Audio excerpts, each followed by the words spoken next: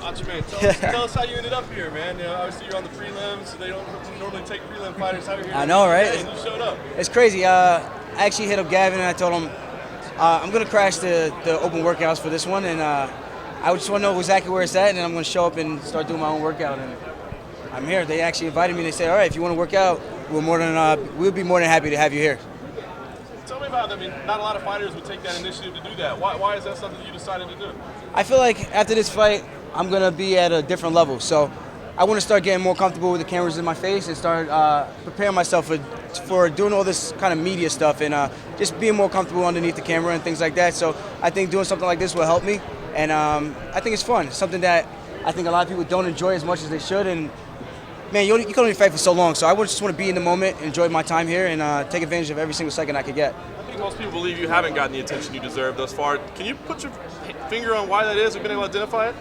I'm not exactly sure what it is, but I think it's going to stop after this fight. I think them having me here alone says a lot. So I think after this fight, good things are going to happen for me. I just got to go out there and get my hand raised and do it in a spectacular fashion. So despite the fact that, this is a top-ranked fight between you and Johnny Eduardo, you guys are on the undercard and relatively low down. How do you feel about that? Don't you feel like you deserve a place on the main card?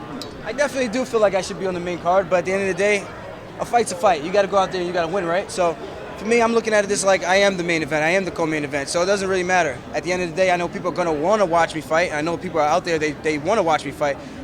People have been very vocal to me on social media and stuff like that. So I just think people are going to, I'm the fight that's not getting as much attention from the UFC per se in terms of where I am placed on the card. But a lot of people want to see me fight. So I think them taking notice to that and them taking notice that people wanted me to come to the open workouts is something it is what it is at the end of the day. I just got to go out there and win, and that's what I plan on doing. I'm going to go out there and choke this guy out.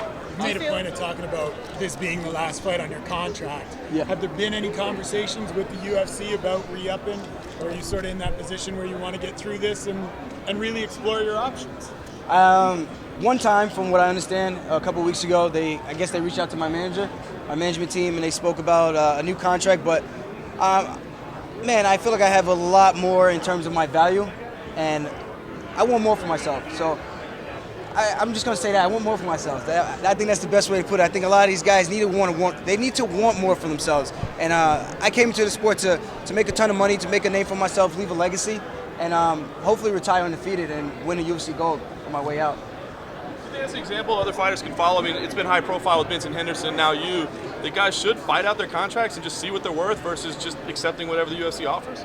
Yeah, but you have to do it in such a way where it's kind of strategic. It's not kind of just a random thing where you're just thinking, oh, just because I fought out my last fight on my contract, the UFC is just going to automatically want me back and automatically want to pay me more.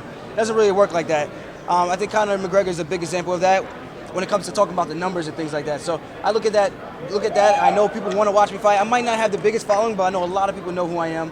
I know I made a lot of noise. I haven't fought as frequently, and I think that's why I don't have the following I have yet. And I know once I do fight a little bit more, I think the numbers are going to speak for itself, and I think that's what it is. So I think guys need to just they need to understand their worth, and I think at the end of the day, we are the product, So we are the product. People want to see us fight, whether you're a no-name. Eventually, a champion was a no-name at one point, and in order to become a champion, you got to be a no-name and work your way up through the ranks, prelims, and then work your way up to the main card, and hopefully work yourself up to a title fight and become the champ. When you talk about not being able to fight as frequently as you'd like, how do you think you need to go about changing that? What do you do as a fighter to change that routine that's been happening with you? For me, I'm in a different situation because it's a little weird. My weight class is pretty thin, so I don't have a lot of guys in my weight class to fight, especially the way I kind of went about my career. I was supposed to fight Manny Gambier, and that fight fell out. And then if I fought Manny Gambier and I beat him, granted everything went well, then I would have been at a different plateau in my career. I wouldn't have fought Mizugaki, who was ranked 6th at the time. So now you got to get 2 unranked guys fighting. I beat him, now there's more options for me to fight. So I do think about it from the UFC standpoint and try to make things make sense in my head. And if I didn't fight Mizugaki so early, maybe I have a lot more fights. But then I go from unranked to fighting the number 6 ranked guy in the world, finish him the way I did.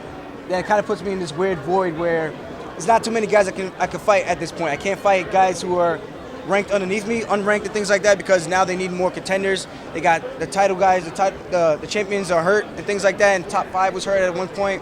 So I just think for me it was just a weird scenario. So At this point, I think I have more options. Rafael Sunsau's coming back. Michael McDonald is back. We have Jimmy Rivera, who's just coming up the ranks, and Thomas Almeida. I think eventually I'm going to bump heads with all those guys. So I'm excited, man. This bantamweight division, I think, is one of the most exciting divisions in the entire UFC roster, and I can't wait for everybody to see what we're all about. I had heard something about you going to featherweight, so that's really not happening then. It doesn't No, sound like it. I would definitely be down to go to featherweight. If it makes sense, if it's not a big behemoth like a guy as big as McGregor or something like that, I could definitely go up there and hang with those guys. I feel like I'm just as strong. And when I'm at 45, I feel a lot stronger, and I could put on a little bit of size fairly quickly.